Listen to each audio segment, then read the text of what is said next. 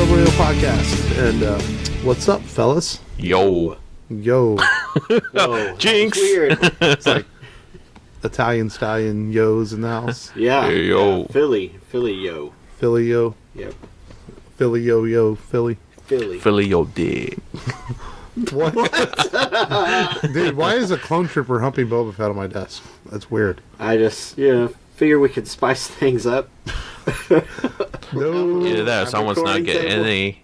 Someone's not getting any. Jackie, you been putting out, brother? I've been pissing her off lately. Oh, really? Yeah.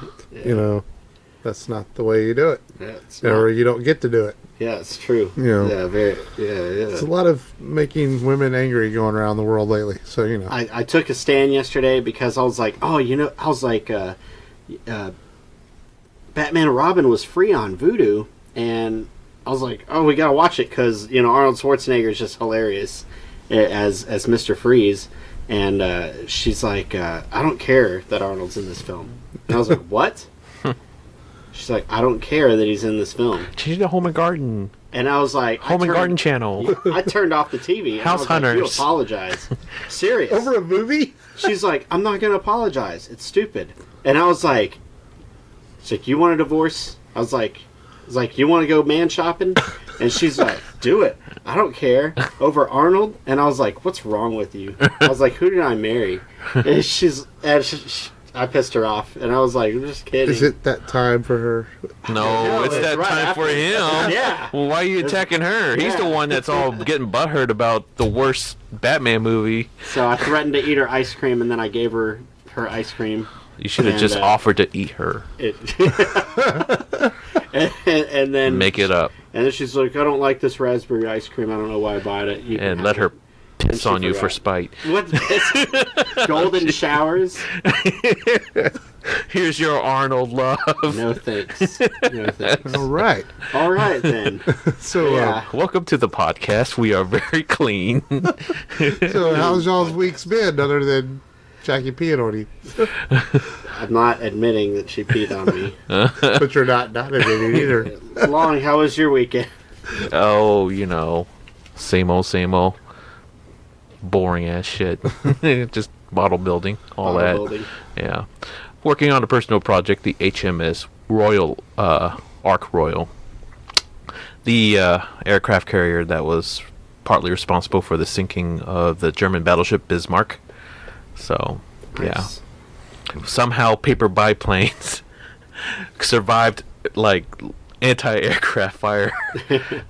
And it's like wooden canvas, and by that time, there were no biplanes flying around during World War II, just metal, single wing planes, and for some reason the Bismarck's anti-aircraft can't shoot them down, and it's because the shells flew right through the wood canvas of the planes. Wow.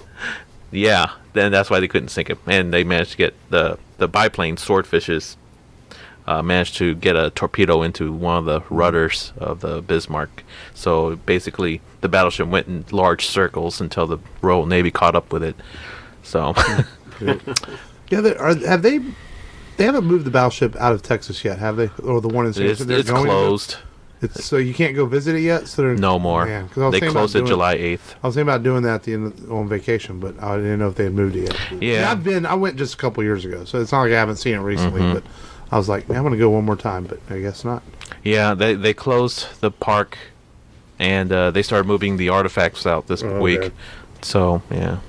Hopefully, they decided to repair it, but they don't know what they'll do with it afterwards. Right. So, yeah. Oh, well. Yeah, it's been a pretty lame week. Work has kicked my ass because work sucks. 4th of July.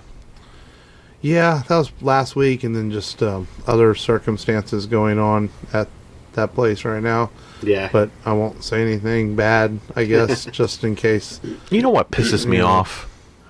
Well, like when you're trying to leave the parking lot, and you see the customer that's leaving the parking lot, but they finish with the cart corrals right next to them. They still won't put it in there. Yeah. Like a bunch of Philistines. I'm guilty of that sometimes. But I also have kids, though, so sometimes you don't want to go too far away from them. Yeah, whatever. But, yeah. I always put them in the return. You're fucking And lying. I have 3 kids. You're lying. I do. Yeah, but do you have Jack but then again, I was Ruby? at Walmart, so No. different Yeah, well, yeah, what clientele. do you expect from Walmart? Yeah. Lately, I've been getting free shipping on like HEB and Aldi foods because I just keep creating new emails and using the free delivery and free service fee. That's a lot of passwords to keep up with. I just same password. And I just Oh, you got a skeleton key Yeah. password, and I huh? scrap the email after the Freaking first millennials with your food delivery. use. Yes. Lazy motherfuckers. Just go to the store yourself. God damn. I usually do whenever I'm working, but a lot of the stores are kind of far away, so if it's frozen or cold, You know, try not to. I don't blame the carry that. millennials. You know, it's like Gen X basically slept the whole 10, 15 years while the baby boomers took advantage of everything. And then now the millennials are like, why didn't Gen X do anything about it? Like, we're getting screwed over, you know, with higher cost of living because the baby boomers took everything. They took everything. Took everything and didn't return it back into the system. Just still go shop for your own groceries. Down with the bourgeoisie. Bourgeoisie. My mom had a chance to buy some historical property. Well, now that would have been historical property in the Heights, because she was told that a lot of that property was going to get bought up by a real estate company and start gentrification back then. But because of her job, she technically couldn't do it because she was a banker, and so she never did. But she regrets it. She's like, those houses were, you could buy them for like $50,000, and they were turning for $200 or $250. Yeah, that sucks. You know, a lot of really cool shops in the older Houston parts are being priced out because of all that. You know, that sucks. Yeah. I'm not sure how we got on that subject. Anyways. We really just stumbled onto that. It was like, I mean, we went from people being peed on to just World War II. World War II to real estate in Houston, yeah, Texas. interesting. And we're a movie sci-fi genre comic books podcast. Yeah. But we haven't talked about any of that stuff yet. Yeah, there's no cool science fiction movies about flipping homes. And Fuck the bourgeoisie. No. No. Mark, what did you do That's it. I worked. other than strain your elbow? And then I don't really do anything. When did we last record? Last Friday night? No, I didn't do much. Yeah. I saw a movie, but I was saving it for download this. Okay. Which I guess we can get into now. Let's get down to Let's This. start the show officially. What did you watch in the theaters, I Mark? saw Spider-Man Far From Home, and cool. I fucking liked it. Yeah. Even if the evil Dr. Tran didn't like it as much. I liked it. I didn't hate it. I thought it was really good. I actually think I liked it a little more in Homecoming because it was. I felt it had more action. I felt that you didn't have to wait for them to develop all of Peter's supporting characters this time. So I felt that we were able to get right into it, and I thought it started out a little clunky and kind of odd, but then once the plot unfolds, you realize why it started out that way, and I thought it was really solid overall. And I actually really enjoyed it. The post-credit scenes are Probably the best. Are wow, because Yeah. now they were awesome, but they also piss you off because you have to wait to see what happens. Next year. And or I mean, years. it's been out it's only been out 1 weekend, so I guess we should stay spoiler free. I guess for a little bit, but you know, I'm more interested in that second post-credit scene in some ways than the first one because Really? Oh, well, yeah. I'm I can really see wondering where they're going to go now. Like, that. Secret Invasion. that's what I'm thinking. There has to be Secret Invasion, Secret War now. I mean, that's what they've got to be alluding to. And how long has said character been up there? You know, there's some people that said that, you know what, fuck it, spoilers. So if you don't want to hear, there's some people that believe that the theory is that Talos took over for him when he was shot at the end of Winter Soldier, was it? Where he was in the hospital? Yeah. And that the Skrulls helped him stay alive by taking him to their ship. So it was actually Talos that blipped, not Fury. And that he's been up in space for 10 years now. That's been one of the theories. Like, when did Fury actually go up there? You know? Yeah. So, and then some people are saying, no, it's right after Endgame, but how do we really know that? Well, Talos does say he's only been Fury for 3 months. Does he? But is that the first time he's been Fury? Right. That's the question. Yeah. So it's like, yeah, he's only been Fury for 3 months, but has he been Fury before?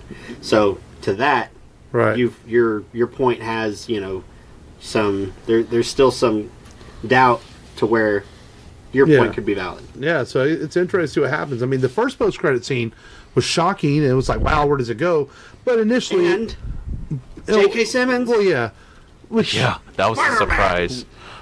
Big surprise. But that big surprise, though, really only pertains mostly to the Spider-Man universe right now, and waiting for the sequel to Far From Home. Where the second post-credit scene, to me, has bigger ramifications of the Marvel universe as a whole. If that makes sense. I think that's why I'm more interested in that. But Spider-Man got Tony Starked and didn't wanted to be Tony Starked. And the callback to Homecoming with him going, what the? Just like Aunt May did, was really cool. And but I enjoyed Far From Home a lot. I liked the development of his relationship with MJ. I think Zendaya did a good job in her role. Yeah. You're kind of starting to root for them by the end of it, to like, all right, just kiss her, Peter. And I thought they did a good job. She's if she is the Mary Jane Watson in this universe, it's the MJ I've wanted.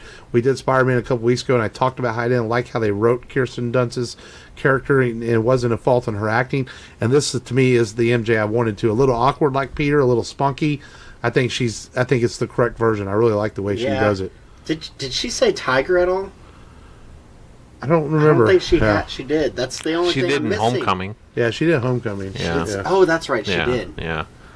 I feel like she should say tiger like the animated series. Like, and Jake Gyllenhaal, I think, did a good job. And you're texting. He was good. You're texting. You were like, well, you said Michael Keaton or Vulture was a stronger villain, but didn't they had or stronger motivation? But stronger, more relatable. But weren't their motivations kind of the same? They got pissed off by Tony Stark in some way, or they got screwed over by his companies. In the first one, he got screwed over by Damage Control. See, but that's the thing, though. Why repeat that storyline? That's already been done before. Right. Well, I can see it, but people were talking about a lot of Spider-Man's villains are like that. Yeah, but here's also another thing. I mean, like, if you're a Spider-Man fan, the twist of him being a villain all along, you're like, well... Well, you kind of knew that. Yeah, unless you're a filthy casual or normie, you don't know who it is, which is 90% of the world. But I was okay with that not being a big surprise, because I think the effects... It's not about the surprise. Yeah. It's the relatability and the nice twist in Homecoming where, the daughter that Peter was crushing on was... the Vulture's daughter. Right. And it was like, okay, this is awkward, but a nice surprise. Michael Keaton. I think that Keaton factor where you just love Michael Keaton because he never lets you down on his performance. That Vulture costume was cool too. Yeah, it was that bomber jacket. Well, I thought they did a good job, Mysterio. The illusions and all that came out really cool. Oh, dude, those illusions were badass. And I like the fact that they kept that was good marketing. They didn't show that in the trailers. Mm-hmm. I saw it in 3D, but I sat all the way back so that I could process the 3D effects. And man, it didn't disappoint. So that's what I have to do now. Oh yeah, I'll give props. It's a very nice visual. All of the illusions doesn't beat Doctor Strange's visuals though. No, man, I rewatched Doctor Strange the other week. Oh, it's so good. It still holds up. I think I like it even better than the first viewing. So I'm. But anyways. But overall, I mean, I give it a B+. I mean, I don't hate the movie. You hated on it, man. No, I was comparing it to like the good Spider-Man movies. So I mean, but compared to Amazing Spider-Man and Spider-Man 3, it not it's leagues better. Yeah. So I mean, what are some of your thoughts on it? You saw it too. Yeah. I really like Night Monkey.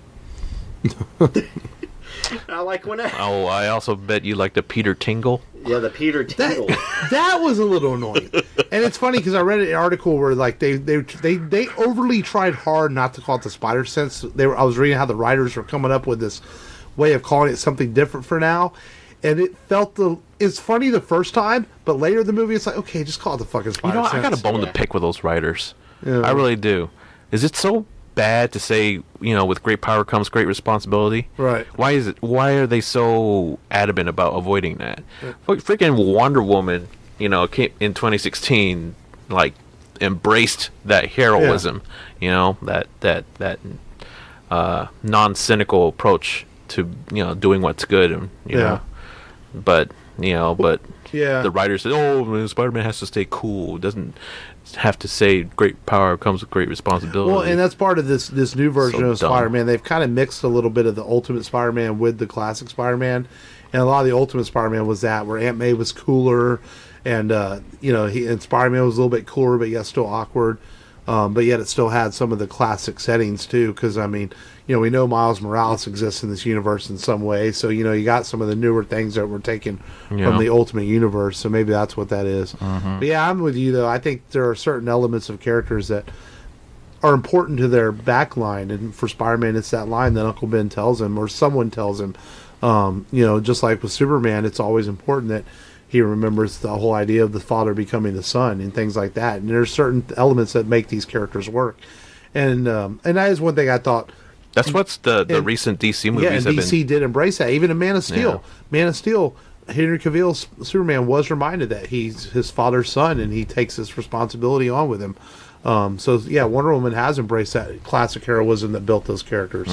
And Marvel sometimes does do that, strays a little bit away from that because they want to be the cool kids instead of just being the classic kids, And, When is Matt Reeves' Batman going to start filming again? in the spring, I believe, for a 2021 release. I need to hurry up. Jeez. Yeah, They've been talking about that for ages now.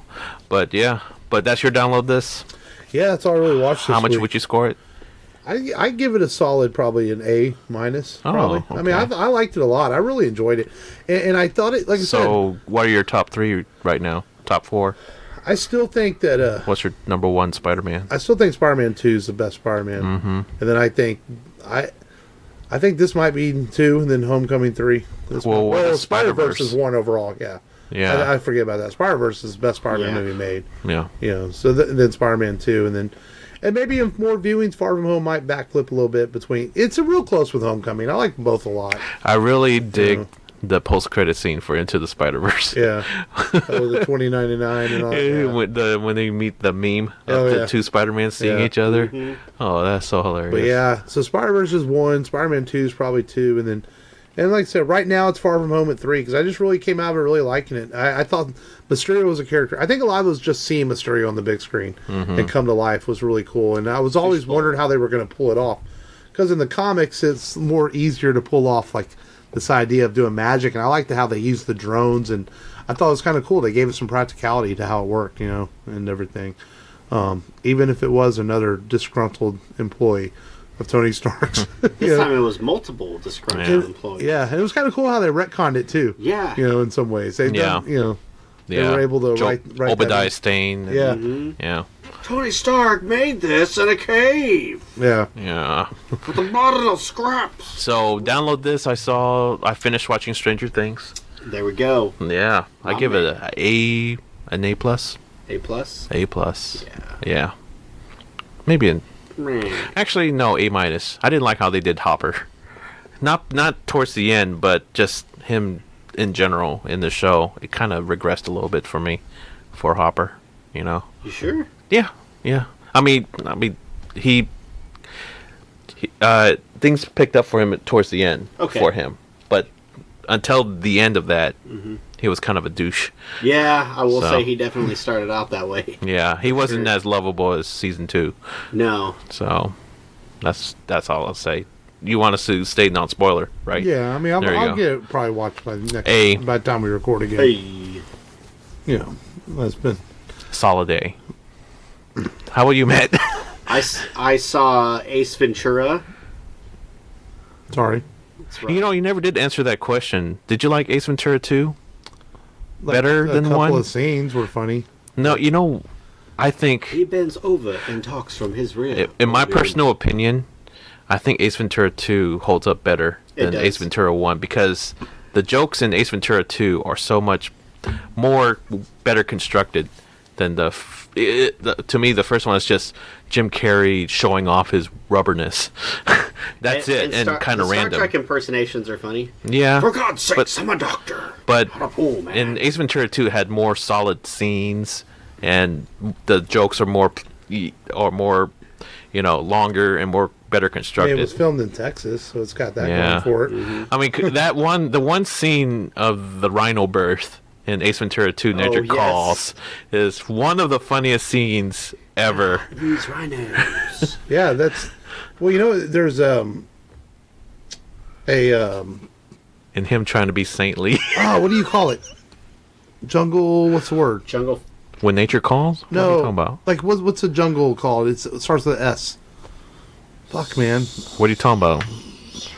Shalom. A safari. Oh. There's a safari out going towards Dallas where that was filmed. This is filmed out. Really? And apparently that fake rhino's still there, and it's known for being the one that was filmed at the scene of this movie. Yeah, this was all filmed at a Jim Carrey actually bought land in Texas because when he filmed here, he fell in love with Texas, and he owns a big old ranch out in that same area. Wow. And this was filmed out in some safari out going towards Dallas. Barbecue will do that. Yeah. Texas barbecue will do that. I mean, he maybe sold it by now, but back in the day, I know he owned some land in Texas. Yeah. So, yeah. And then, what else did we watch? Oh, yeah. I watched the sequel to the movie we're going to watch today. I had to watch The Road Warrior because I felt like, why not? Why not just watch The Road Warrior? And then I was told to rent Home Alone. My son wanted to watch Home Alone for some reason, which I'm like, you know what? I'm cool with it. Home Alone's a cool movie. No, you wait till Christmas time. I wanted him to wait till Christmas time. It's Christmas in July. Close enough. Yeah, Christmas in July. And when they play it 1,000 times on Disney Freeform, wherever the station is. That's really all I watched. Yeah. A few movies. Oh, and I saw Spider-Man like you, but I already said that. Thank you. How would you score Spider-Man? I'm right there with Mark. It's top notch. A minus, somewhere in there. B plus. B plus. It's always got to be a hater. B plus is not a bad score. No, not bad. No, considering the movie we're fixing to talk about was not liked by critics when it first came out, but now over the years it's become a little bit more loved because. What movie were we supposed to watch? Yeah, we were starting out really good today. Yeah. I'm sorry. I was so busy this week with Stranger Things and model building, and I'm like, and work was just giving me overtime and stuff. So, what were we saying? 1979's Mad Max. Oh, the original Mad Max. That's kind of important. Yeah. But don't worry, I got some really cool facts about the one that you didn't watch the one with Tina Turner, did you? No. Oh, okay. No, this is the one that. Although it's what's underappreciated, yeah. I think. Well, what's funny is about the Mad Max series is this one though is the one that people don't talk about. Yeah, but it's really good. It is. They talk about the Road Warrior. They have they funny accents. That's they why. talk about Beyond Thunderdome, and then of course Fury Road, which is probably the greatest film made in the last 15 years. Fury Road's incredible. But this is the movie that started it all, and unintentionally. When George Miller went out to make this movie, there's so much about it. He had $350,000. It's all done guerrilla style. He never intended for it to ever be a franchise. He was just trying to make a film because he had this script that everyone agreed was good. He didn't even mean for it to be post-apocalyptic. It sort of came out that way because they had to use these future. Yeah, they had to use these old parts of the town and old buildings where no one was living in or staying in so they could film. And they were like, well, how are we going to explain how our movie looks like crap, basically? So they said, well, let's place it in the distant future. So it was kind of by accident that Mad Max took place in a distant future, which is kind of funny. That we talked about that on the show, like some of the great films become accidents. Gladiator was an accident and it won Best Picture. And this is one of those movies that became a cult classic by accident in a lot of ways. And it's watching this again. I've seen the movie. Cult classic in America, or because it didn't make a ton of money. It made $100 million. The rest of the world. Well, it made $100 million even in America. Oh, it did very well here. In fact, the studios didn't realize how well it did here. Yeah. That's why they named it The Road Warrior instead of Mad Max 2. But people had already caught wind of Mel Gibson and Right. seen the finished product of Mad Max, and it ended up playing in a lot of like art house theaters and small town theaters and stuff, and it caught on. It did pretty well in the U.S. box office, doing $100 million. And it's funny, in the original version, Mel Gibson's voice is all dubbed. A lot of the actors were dubbed with English voices, and it wasn't until in the 90s, I think, we got the full Australian accents released across the world and everything. They thought that Americans wouldn't get some of the dialogue, and the actors were like, well, why didn't you just have us do American accents? Apparently they were kind of ticked about that. Yeah. Why don't you summarize the plot real quick? I mean, basically, it's in the future where... Spoil it, too. Oh yeah, where the crime is written everywhere, but you have these police officers that are hanging on. They're trying to keep some order, and just when things get quiet and they think they have their town under control, a biker gang comes into town led by Toecutter, who wants to wreak more havoc, and they end up killing some cops, and that kind of pisses Max off. And Mel Gibson wasn't even the top billed actor in this movie because he barely even got the part. He didn't want to read for it. He had drove his sister, I think, to read for a part, and he ended up reading for a part and kind of got it by accident. Yeah, he was in a bar fight the night before, and he looked roughed up, and they're like, "Yeah, we want to get you a part of Max." And he's like, "Okay." Did his wife and kid get killed in that? Yes. Okay. Yeah, and his partner gets killed, so he goes after. Well, he tries to go after him initially, but then he realizes, he says, "I'm just going to quit before I lose my sanity." And he tells his boss, the police chief, tells him, "Why don't you take a vacation before you decide to quit officially?" So him and his wife and kid leave, but they're followed by Toecutter, and they ended up in his gang, and they end up in this farmhouse where Toecutter and his gang ends up capturing his wife and kid, and they get away again though from them, but then eventually catches up with them, a lot of the violence in this movie is done off screen, and George Miller said he did that on purpose. He wanted to be implied. That's good. He kills his wife and kid, and it's cheaper too. Yeah, and then so Mel cheaper to shoot, and that's the part where he becomes known as Mad Max. He snaps and he goes after the entire biker gang and wipes them all out. Yep. Toecutter gets ran over by a semi. He ends up Johnny Boy at the end. He latches him to his handcuffs, and he basically gives him a choice: you can cut off your arm and survive, or you can die. And he ends up blowing up from the gasoline because he sets the gas on fire, and he drives off in the distance. And it's amazing watching this that he never intended for this to be world building, but does a pretty good job of setting up the world that we see in later Mad Max films in a lot of ways, even if so unintentionally. It's funny. He's like, we didn't have any money to pay any, for any clean structures, so we had to film it out just in the outback. Area, All the costumes were vinyl, and they only had one copy. That's why a lot of the costumes by the end of the movie look real beat up because they couldn't buy new ones. Yeah. Was it film in sequence too? Most of it. I think, it was, because most movies shoot different order of the script. Scenes from the script in different orders. A lot of it was shot. A lot of it's from beginning very gray looking because they're shooting in late evening, early night before it gets dark because they were trying to do it when there wasn't a lot of cars on the road, and they would do a lot of guerrilla style filming. But the Australian police eventually caught on and started saying, you know what, they're not really harming anybody, and started helping them. Blocked off roads later in the shoot. So, you know what, we'll block off roads for y'all so y'all can shoot stuff. And y'all are safe. And apparently there's even a handshake deal with George Miller, like, hey, if anybody gets seriously hurt, we don't know nothing about it, kind of things like that. There's even there's one scene where one of the bikes slides and hits one of the other bikers in the head. And but the stuntman really did get hit, but he just got up and walked away, and it was really fortunate. Even they couldn't afford blue screen, so in the beginning when the Knight Rider is having the chase, that kid that walks out there, that's really a kid. With two cars driving by at 60 miles an hour. You couldn't do that nowadays. No, because of safety regulations and lawyers. And lawyers, man. Yeah. And for a film that's filmed with $350,000, it looks really good. It's actually, first thing I noticed is George Miller, you could tell he had an eye for directing even back then. Even watching this, you could see the brilliance that he would bring to Fury Road years later. And just the way he captures action, the way he's able to film car chases and stuff, he's got an incredible eye for it. He used his, like you said, he's got a good look for action movies, good camera angles and stuff. Made those cars look like they were going faster than they were. Actually, I remember Quentin Tarantino. He was talking about how the original Mad Max changed the game in cinema when it comes to car chase scenes. Because he says that before Mad Max, the American style of filming car chases is pretty detached because there's always a camera on a corner somewhere and seeing the car drive around the corner, or and it's always seeing the car go off, and never really you feel the suspense but not quite as intimate.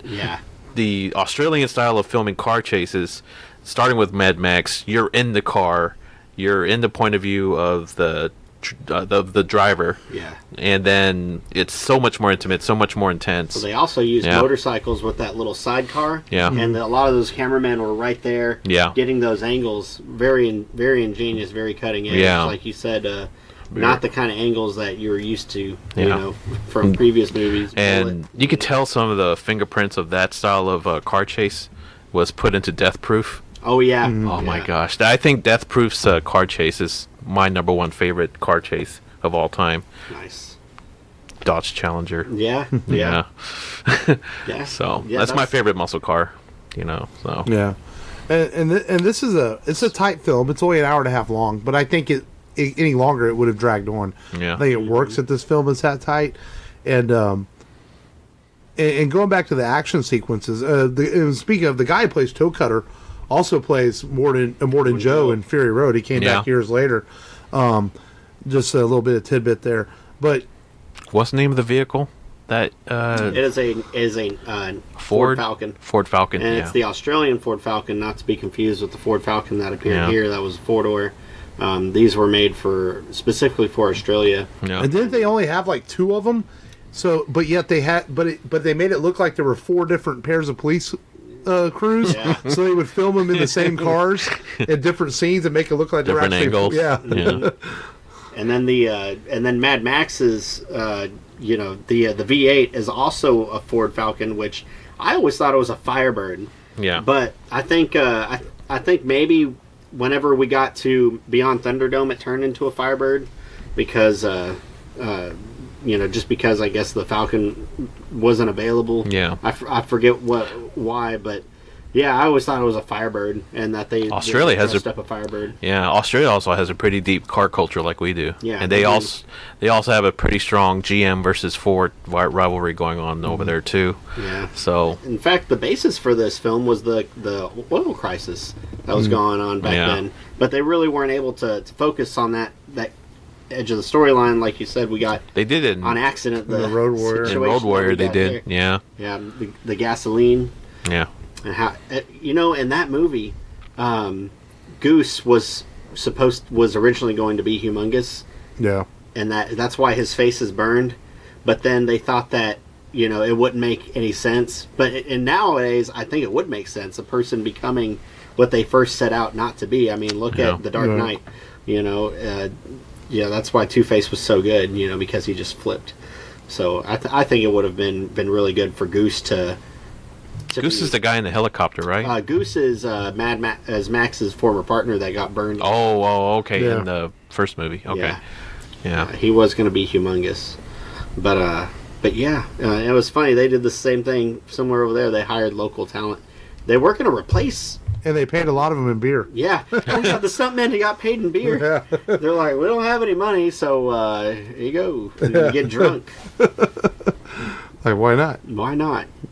Yeah, man. George Miller, man, doctor turned filmmaker, and he showed us he still had it at 70 years old in 2015. Yeah. Unfortunately, Warner Brothers dicked him on the money he's owed, so the Mad Max is in question now.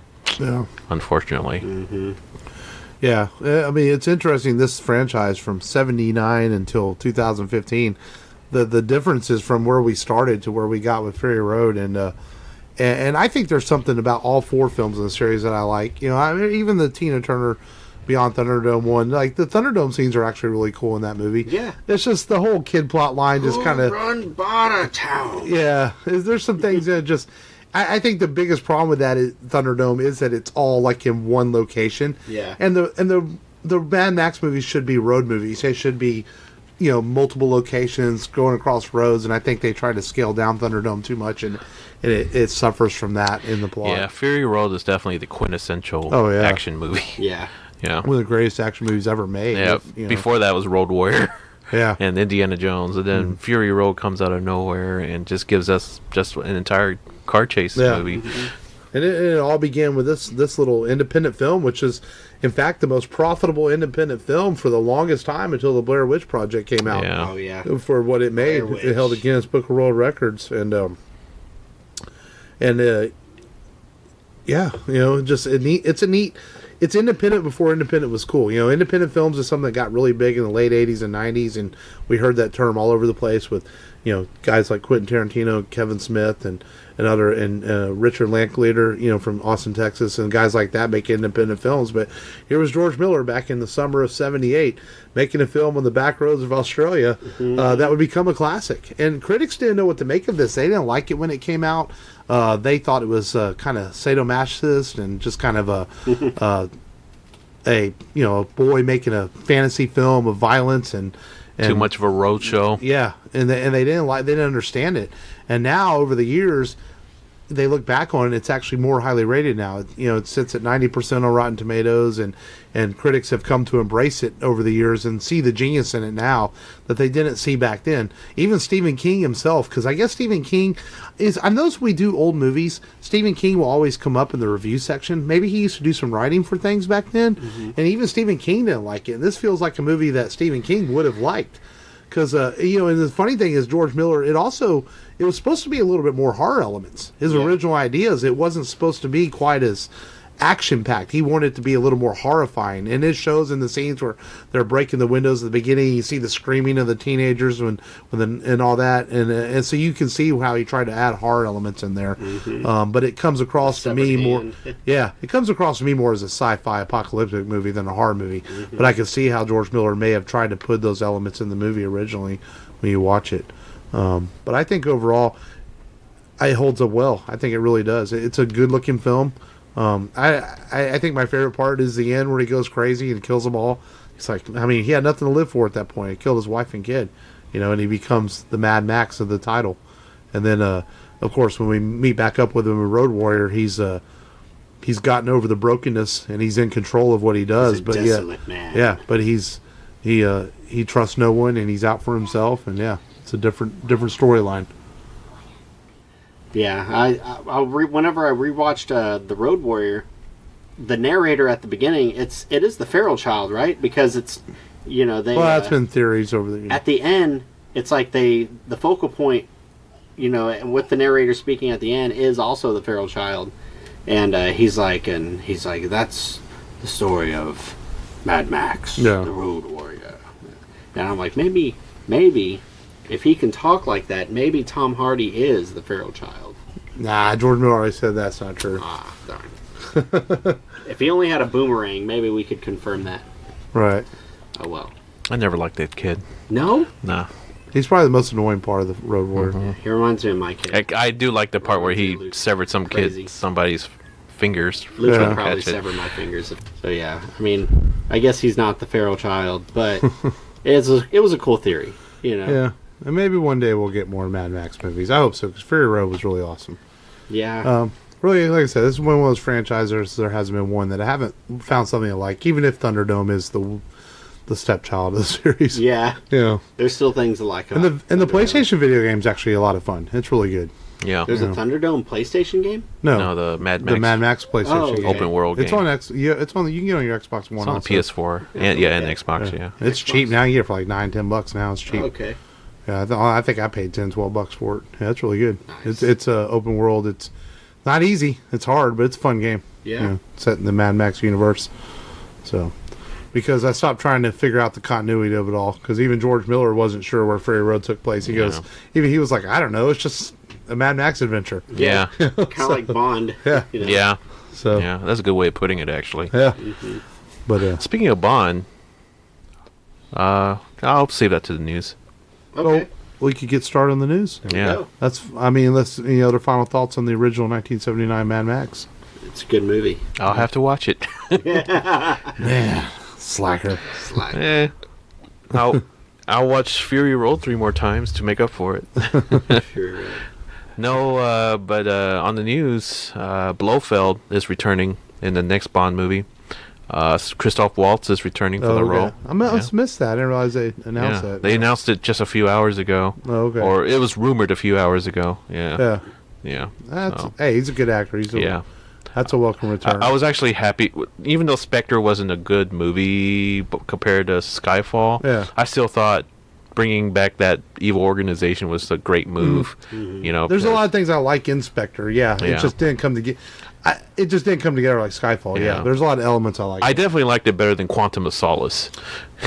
Because I don't even remember what Quantum of Solace is about. I rewatched. Vesper. I rewatched it. That was Casino Royale. No, But it was like the it's a continuation. I Yeah. rewatched Quantum of Solace after Yeah. Spectre, and it actually holds up pretty well. Like, it's not as good as Casino Royale Skyfall, but the Quantum of Solace is a pretty solid action Bond adventure, really, in a Yeah. lot of ways. I actually kind of really enjoyed it. You know, it's got the villain's kind of weak, but overall it's pretty solid. You know, I think it's pretty good. Royale is my favorite Craig Bond film. I think that I do like Casino Royale, but I like Skyfall a little bit better. whenever he's in the chair and he's like, to the left, you're gonna die scratching my balls. And I'm like, that's awesome. I do like Casino Royale, but I just think Skyfall, because it finally did something that they were so unable to do for 40 years, and that was humanized Bond a little bit in Skyfall, and I think that's why I like it, because you finally got a side of Bond you never got before. You know? And it's just, and the cinematography in Skyfall is so good. Yes. You know, it's Very. an amazingly shot film. The helicopter scene. I think you humanized Bond in Casino Royale whenever he told Vesper what he was going to do with his little finger. Well, really. That's Matt, because you know what I can do. you can tell with my Jackie little ain't put finger. out lately. That's usually not this salty when it comes to that Randy. stuff. Yeah, well, Randy. Well, he pisses her off over Arnold Schwarzenegger. That's what happens, No, right? dang. That's right. Don't mess with Arnie. don't die on that hill. Derek Kolstad. It's probably a name that doesn't ring a bell, but he's the creator of John Wick. Oh, yeah. And he is going to probably be writing the Falcon and Winter Soldier TV show. Man. And, you know, people jumped on this, and I did share the news on our Rail Radio Facebook group, I wouldn't read too much into that. Just because you're writing it doesn't mean it's going to be, like, badass like John Wick, you know? It's just simply... Tweaks. Yeah, exactly. What if you had Winter Soldier like John Wick gun style? Just Well, but is that a writer does that or a director? true, yeah. Now, if that's you fair. tell me that Chad Solansky, I think that's how you say his name, is going to come direct an episode, okay, then we might get some John Wick style action, you know? Yeah. I'm curious about the Scarlet Witch and Vision show too. Yeah. I still hate the name of that, though. WandaVision. That's such Oh, really? Yeah. I think it's a stupid title. No, but Yeah. she did clue us in that it's going to be kind of has that weird 50s vibe Right. to it. So that But, like, yeah, Atomic the comics Age back in the day feel. were called Scarlet Witch and Vision. Why not just call it that? You know? Yeah. You know? Yeah. I like the kind of Marvel team-up titles, you know? It's cutesy. Yeah. I can live with it. Well, yeah, I'm fine with Elizabeth Olsen doing a But whole yeah, lot but more the Star Wars. Mandalorian is definitely the top billing for sure. I think that's the big selling point for me on Disney Plus. Yeah. So yeah. They, And, speaking of Disney Plus, the competitor, Warner Brothers, Warner/AT&T, has announced that their streaming service is going to be called HBO Max. So I'm like, it's going to have even the Crunchyroll, the really? anime service under its umbrella too. I'm like, oh, that's cool. I'm still not going to pay for it, you know. Yeah. So lots of streaming services, Yeah. and they're trying to get that out pretty soon, huh? Early next year. Yeah. They gotta try to NBC compete. Universal's trying to do it too. By the time right? everybody already has Disney Plus in their homes. Man, yeah. It's like, what's the point? You're paying for Hulu, you're paying for Netflix, you're paying for Warner's, you're paying for Disney, you're paying for NBC Universal. Does it save to unplug in the end? Right. Yeah. Like, Not anymore. It used to, but not anymore. oh, and CBS Access, Yeah. you know? Yep. The heck with that. The BBC has one. ESPN has one. Yeah. Ugh. Man. They've all got one.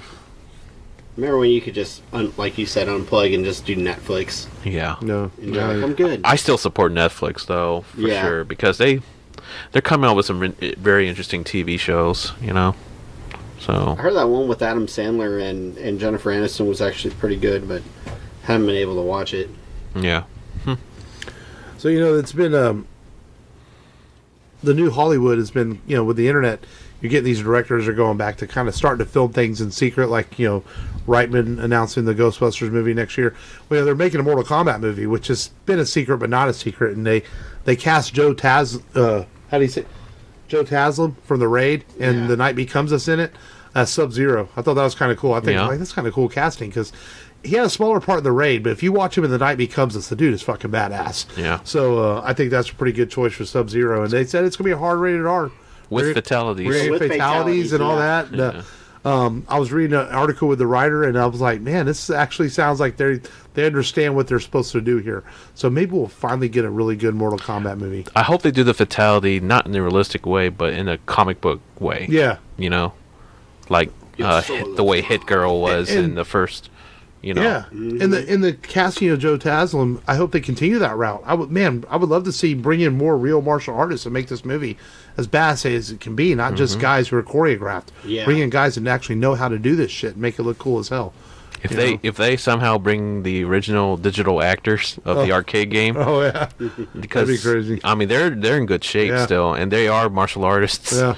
So if they have some kind of cameo, that would be awesome. And Robin Shaw from the original. Yeah, he did do a Kombat. good job as Liu Kang. Yeah. And give Donnie Yen a part. Just go for broke, man. Oh yeah. You know?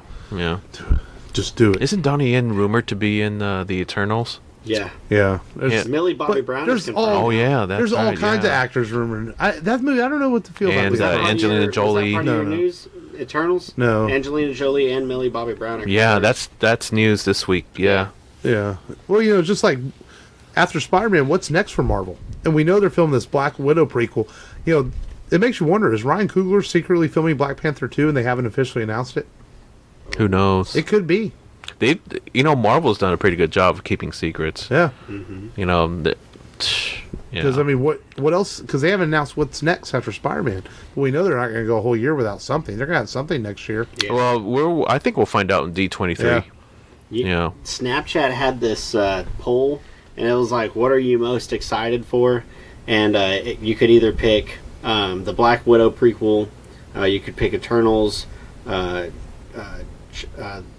Guardians 3. no, the Shang-Li, Shang-Chi. Shang-Chi, and or the television series Yeah. Winter Soldier Falcon, and everyone was picking the Black Widow prequel.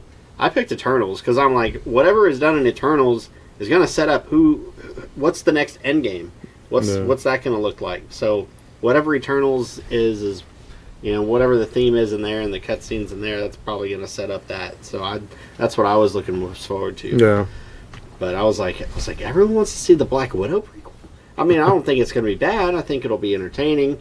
Yeah. I think it's kind of fan service, maybe. Because, I mean, I'm sure dead. there's going to be something in it that leads into chapter 2 of all this stuff in some way. Otherwise, why make the Black Widow movie if there's not something that's going to lead into things that are moving forward? Yeah. There's got to be a reason for it. I give Kevin Feige credit to that. He's not going to make something that doesn't I think he'll have probably, a reason. introduce a new Black Widow for sure. Yeah. Mm-hmm. There was a blonde Black Widow in the comics. Yeah. Yeah. So it's possible. So we'll see where they go with it. Did you see the San Diego Comic-Con Star Wars exclusive? The Red Sith Trooper? Oh, yeah. So that's interesting, huh? Sith. Well, there was a poster that come out with the Red Stormtroopers right before they announced the Rise of Skywalker title and trailer and all that. And Lucasfilm quickly pulled it and said it was fake. Well, obviously it wasn't fake if there's red Stormtroopers and it's officially titled Sith Trooper, but what is a Sith Trooper? It's like got me thinking now. It's like, are they like somehow trained by Kylo Ren and his Knights of Ren, or I don't know. Well, supposedly they only follow their orders. Yeah. They don't follow the Imperial So chain of command.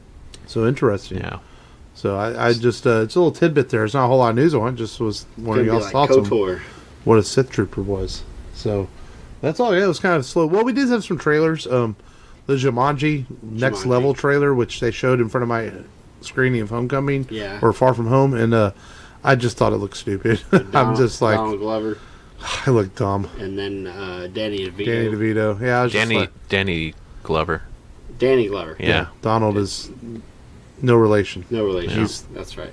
Miles Morales. Donald Glover looks like what's that musician, the rapper, who did "This Is America"? Red Fox. No, the music video last year. That Donald Glover looks like Well, Childish Gambino. Childish Gambino. it is him. What? You didn't know that? No. Yeah, it is. Yeah. They're both the same. No, they're not. Yes. They're both twins. No. Did you really not know that? No, I was just joking. I was making sure. I couldn't tell. You actually he Yeah, fooled me. you sold it. Yeah, I You know. sold it, bitch. That's Yeah. pretty good. Damn it. And That's just like, another guy that kind of looks the same as... I go on the internet and I troll. Man, Childish Gambino has a striking resemblance to Donald Glover. Dwayne Johnson looks like The Rock. Yeah. Strikingly good resemblance, too. Yeah. Yeah. Well, that one I follow his career since Of wrestling. course. really, Matt. So Really. Yeah. How long? then- How long ago? I mean, what was the first time that you saw? It first. doesn't matter how long ago you saw. Fuck you, asshole! You don't do that to me. Know your role and shut your mouth. You jabroni. You jabroni. He got that from the Iron Sheik. You candy ass. Yeah. Then we had the Mulan trailer. Oh yeah, Mulan. So They're I gonna guess go with a sorceress. I guess we're gonna get Disney live. Everything's gonna be made live action over the next 10 years. We have to rewatch all these Disney movies in live action. We don't have to rewatch them. Well, I mean, if yeah, no, Mulan. The trailer looks pretty good, actually. they stop making money, then they'll stop doing it. Yeah. But I'm looking forward to Mulan. Let's see what kind of Yeah. and Shang-Chi in a way too. Yeah. You know. Yeah, I think Mulan looks cool because it's an epic sword play tale, and I think that's what sells it. It's something different, it's not like I don't feel the need to see a live action version of Aladdin or the Lion King, but like Mulan, that's a pretty epic story. It could work in a live action version, I think, and I think that's what makes it more appealing, more interesting than some of the other Disney live action stuff that's come out. I was disappointed no Mushu. Yeah, Eddie no Murphy. Mushu. Oh yeah, Although I was a little irritated with Mushu. right. Yeah, that's the only trailers that I saw. So that's it for the news. Yeah, If anybody else has anything, I do not. no weird facts, Matt, like some car guy died and stuff. No. That was weird last week. Oh, Rip Torn died. Rip Torn Rip Torn. Sorry, Rip Torn Yeah. died. from the Beastmaster. Well, from That's Men what I- in Black, Dodgeball. Dodgeball. We I watched Best Friends yesterday with Ryan Reynolds. I immediately thought Yeah. the Beastmaster when I heard his name, though. Because that's what I grew up with, Beastmaster. watching him in. Yeah. I don't remember him in Beastmaster. It Yeah. was a TV series, right? No, well, it was, but it was also a movie. Oh, okay. Which Beastmaster very well could be covered on the show I one heard day. he wasn't very well liked among the film industry because he's gotten a couple of fights with some fellow actors. Right. Okay. So you don't see him in very 88 many years prominent old. roles. Oh, really? Yeah. He was that old? Been around a long time. Wow. And, I read a Mark Bernardin, does Fat Man on Batman with Kevin Smith. Yeah. And he said that Rip Torn took everything seriously, even if it was silly, but that's why he was great, because he took it all seriously, and that's the way you have to be if you want to be good. So I thought that was an interesting quote about Rip Torn. But yeah, I know he was Zed in Men in Black and also, and I just immediately always think of him in the Beastmaster. He plays like the bad guy, like the sorcerer who's like trying to throw the babies in the thing. So he's like the evil guy in the Beastmaster. Yeah. That's a cool movie. The movie used to scare me when I was a kid. Like the guys in the Iron Mask are all like looking through the cage. It kind of freaked me out as a little. I mean, It's like a Slipknot. that was a cool movie though. Beastmaster. I remember seeing the Sword and the Sorceress all the time on Yeah. 80s TV. Oh yeah, a lot of those movies back then. Yeah. But I didn't have cable either at that time. Yeah. So I grew up without cable. Yeah. So next week's movie we are going to do an '80s film, a favorite of Long's, and What is it? 1984's Ghostbusters. Oh, right. was it 84? I thought it was 86. It was 84. 84? Yeah, it was Okay. 84 because it's the Okay. yeah. Nice. So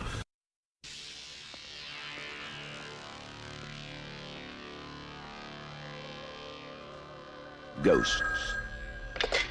Hello, Ghostbusters. They're real. You do?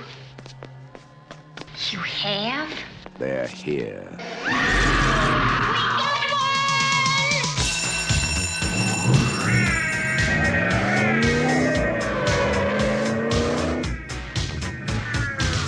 Ghostbusters. Hey, anybody see a ghost? They catch the ghost that won't stay dead. They're armed.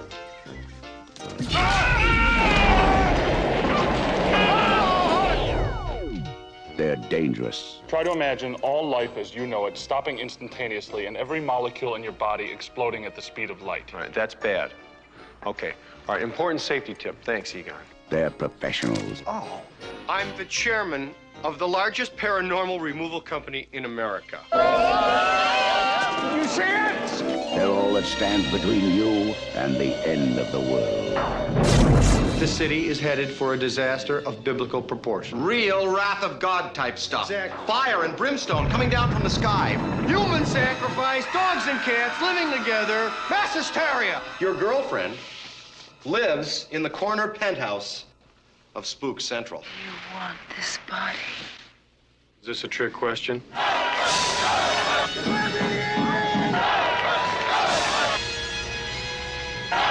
Got your stick? Hold! Beat him up! Smoke him! Swing him hard! Ready!